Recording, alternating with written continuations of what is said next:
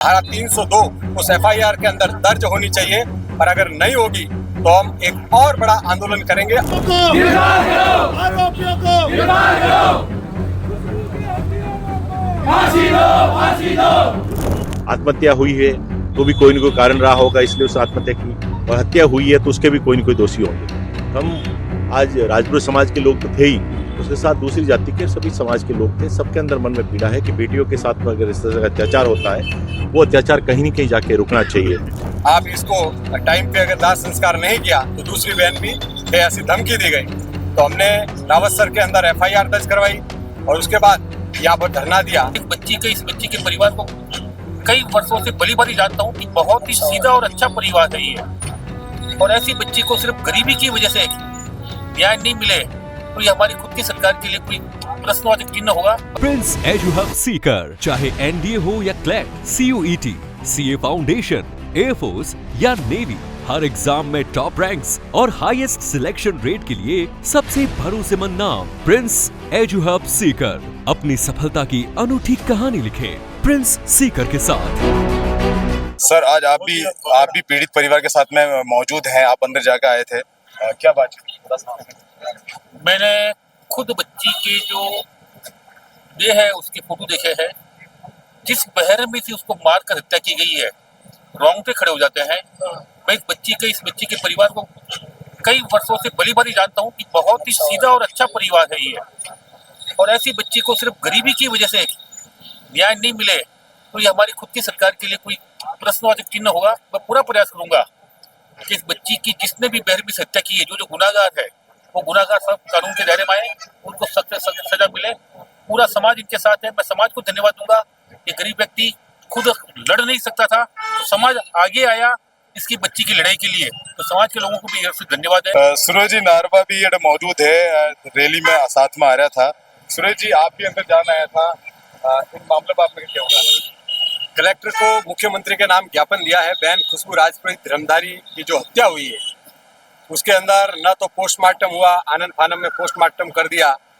पीड़ित परिवार को न्याय नहीं मिला, न ही कोई एफआईआर हुई। पीड़ित परिवार को दबाया गया कि एक बहन आपकी और है, अगर आप इसको टाइम पे अगर दाह संस्कार नहीं किया तो दूसरी बहन भी है, ऐसी धमकी दी गई। तो हमने रावतसर के अंदर एफआईआर दर्ज करवाई और उसके बाद यहाँ पर धरना दिया।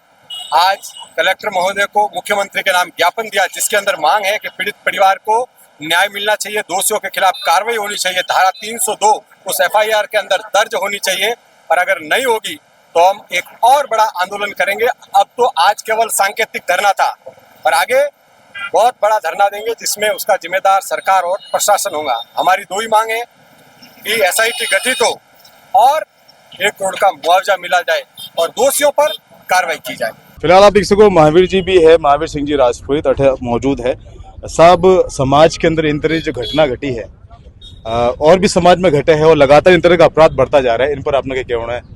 देखिए, खुशबू जो है वो हमारे क्षेत्र की बेटी है, हम सबकी बहन है, और उसके इस तरह से जाने का सबको दुख है। इस तरह की जो घटना, चाहे आत्महत्या हुई है, हत्या हुई है, वो एफआईआर दी है परिवार ने, पुलिस उसकी जांच करेगी और हम मामला आज सबके संज्ञान में, सब लोग साथ हैं, खुशबू को न्याय मिले, सबकी भावना यही है।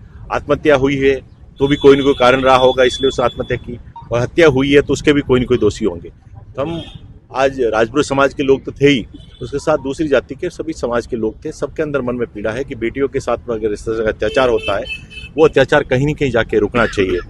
उसके लिए आज सब लोग यहाँ पे इकट्ठे हुए।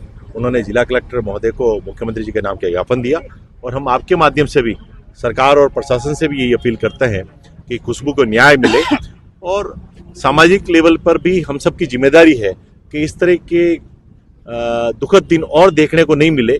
उसके लिए कोई न कोई सबको मिलकर ठोस निर्णय लेना चाहिए, एक जागरूकता आनी चाहिए, और ऐसे दोषियों के खिलाफ में कठोर कार्रवाई होनी चाहिए। मैं किसी व्यक्तिगत रूप से किसी के ऊपर न तो आरोप करूंगा न प्रत्यारोप करूंगा। एफआईआर दी है परिवार वालों ने, एफआईआर दी है, उसके ऊपर निष्पक्ष जांच हो, पुलिस उसका इन्वेस्टिगेशन करेगी, और अगर निष्पक्ष जांच नहीं होगी तो हम मजबूती के साथ उसको, खुशबू को न्याय दिलाने लड़ेंगे।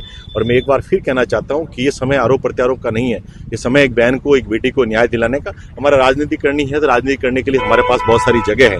केवल इतनी सी बात है कि हमारी बहन मेरे पड़ोसी गांव की है, मेरी पंचायत समिति की है, मेरी विधानसभा क्षेत्र की, जहां से मैंने चुनाव लड़ा है 2018 में कांग्रेस से। तो हम यही चाहते हैं कि हमारी बहन को, हमारी बेटी को न्याय मिले और आगे हमें किसी खुशबू के लिए ऐसे दुखद दिन देखने नहीं पड़े।